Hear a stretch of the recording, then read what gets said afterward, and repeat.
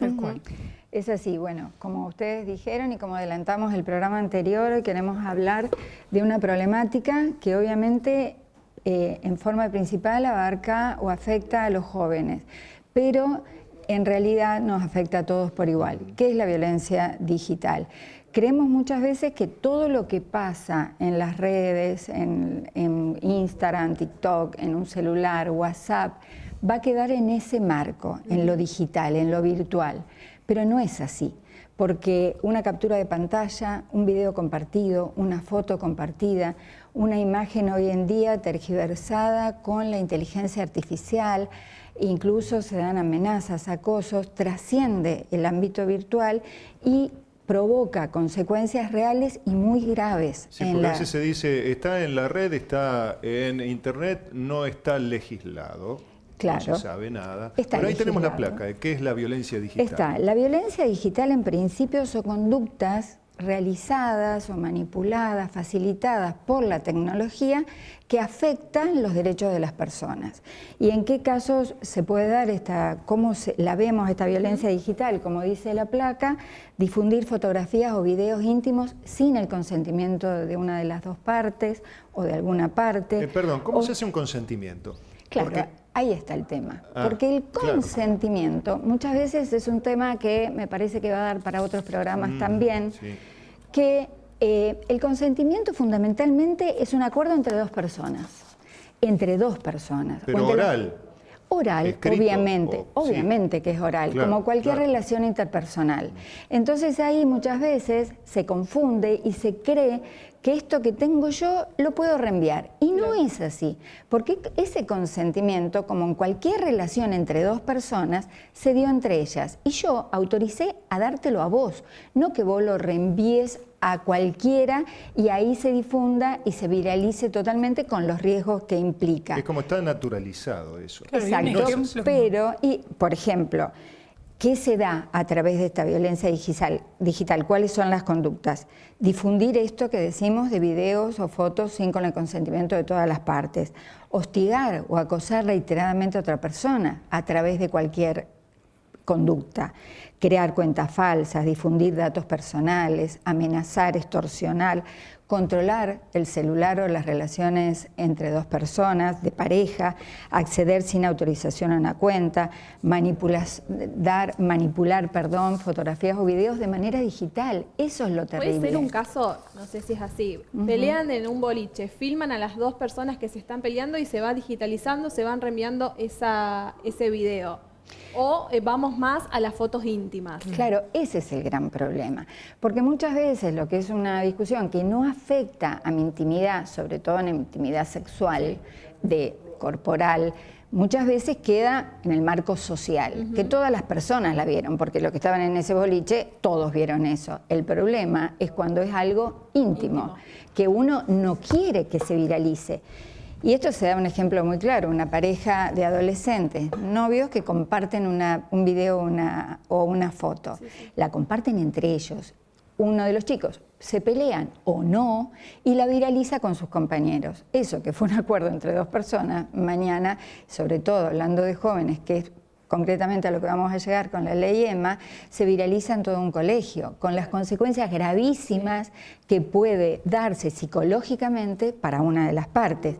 Y ahí lo importante es que no solo es responsable el que lo envió en primer término, porque eso se viraliza gracias a la conducta de un montón de personas. Entonces, cada uno que aplica el clic y reenvía esa foto o video íntimo que no le es propia, que nunca se lo dio directamente a él, es responsable del grave daño que se provoca a esa persona. La placa dice, ¿qué abarca la ley EMA? Esa es la pregunta. La ley EMA. Antes de la ley EMA, y discúlpame, me gustaría, la ley EMA abarca estas conductas, ¿no es cierto? En principio se da por estas conductas.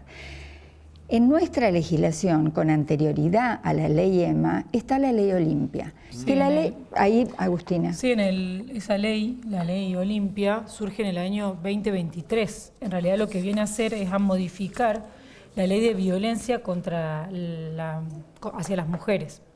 En realidad esta ley lo que buscaba proteger, ¿no es cierto?, violencia contra las mujeres, y lo que hace la ley Olimpia es ampliarla, tal como dice la placa que podemos ver. Vamos a ver que protege a toda conducta que afecte, entre otros derechos, a la dignidad, a la intimidad, a la integridad de las mujeres. Y ahora seguramente vos me vas a preguntar ¿por qué solo contra las mujeres? Claro. Porque la ley base que la modifica, viene a modificar, habla sobre violencia contra las mujeres. La ley 26.485. Tal Exacto. cual, Claro. exactamente. Entonces vamos a ver que esta ley, cuando dice que abarca en la placa, busca proteger la dignidad, la reputación, la identidad, la intimidad de las mujeres en el espacio digital. O sea, lo mismo que venía a proteger la ley de violencia contra las mujeres, esta lo amplía al entorno digital, ¿sí?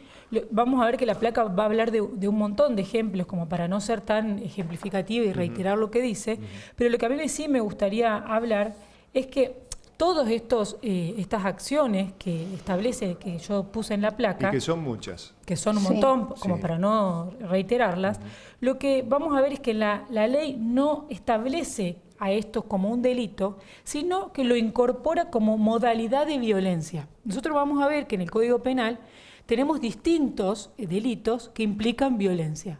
Bueno, lo que hace la ley Olimpia es incorporar la violencia digital como una violencia, como Claro, forma de contra la violencia, mujer. es No, tipo decir, de violencia, violencia física, violencia psicológica. Vamos a ver, Sí, sí, bueno, porque es cada violencia vez más. digital es una forma. Entonces, va a ser un medio a través del cual ejerzamos el bullying, ejerzamos las amenazas, las coacciones, ¿sí? Por ejemplo, el grooming, todo esto, la extorsión, todos estos delitos, una forma de violencia que antes no estaba incorporada, como era la violencia física, la violencia psicológica, la violencia económica, hoy está incorporada a través de esta ley la violencia digital. ¿Estamos? Además, esta ley lo que hace es brindar herramientas a la justicia específicas para proteger, ¿no es cierto?, la violencia contra la mujer. Entre ellas es, por ejemplo, el cese de hostigamiento digital, la prohibición de contacto a través de medios tecnológicos. Vos pensás que todas estas medidas antes eran en el espacio físico. Hoy además se transfieren o se amplían al ámbito digital. Bien. Por eso es importante esta ley. Además, Claro. Y ahora Claro, ¿qué diferencia hay con la otra ley, con la ley EMA? Exacto, la ley Olimpia, como dijo Agustina, incorpora una forma de violencia en contra de las mujeres a las que ya estaban establecidas. y es a nivel nacional. Es a nivel nacional y está dirigida cuando las víctimas son mujeres, porque amplía la ley en ese sentido. Ahora, la ley EMA, la diferencia fundamental es que primero rige solamente para el territorio de la provincia de Santa Fe. En eso somos precursores porque es la primera provincia que sancionó una ley al respecto. Y se trata de otorgar a todo el personal docente, no docente, directivos, incluso ampliarlo a los familiares, a los alumnos. Comunidad educativa. le podemos Comunidad llamar. educativa, todo herramientas, protocolos de actuación, información, capacitación, para saber cómo abordar cuando se da una problemática de violencia digital en el colegio, en el establecimiento educativo que puede estar dirigido tanto a los públicos como a los privados. Con capacitación, por supuesto. Con capacitación, ¿no? obviamente, pero tiende a no ya actuar sobre, primero, no decir qué debió haber hecho la escuela cuando tenemos las consecuencias graves ya establecidas en la realidad, sino para saber cómo prevenirlas, cómo detectarlas, cómo abordarlas, cómo intervenir, cómo acompañar a la víctima. Y en ese sentido, no depender de la intuición, de la empatía, del criterio del docente que le toque actuar con un referente así. Es muy importante saber por qué se llama ley EMA. EMA se refiere a una adolescente que tenía entre 15 y 16 años, Emma Bondaruk, que tenía una relación con su noviecito, otro alumno de la escuela, y comparte con él un video íntimo. Su novio, este chico, lo viralizó en todo el colegio. Lo empezó a reenviar y así se viralizó en el colegio. Entonces, como decíamos, esto que era un acuerdo entre dos, se expuso ante toda una escuela. En ese caso, fue en agosto del 2024, No habían pasado 24 horas de este hecho que Emma se suicidó. Es ahí que su madre, Laura Sánchez, transformó este terrible drama, este dolor, en una lucha para que esto no se vuelva a dar.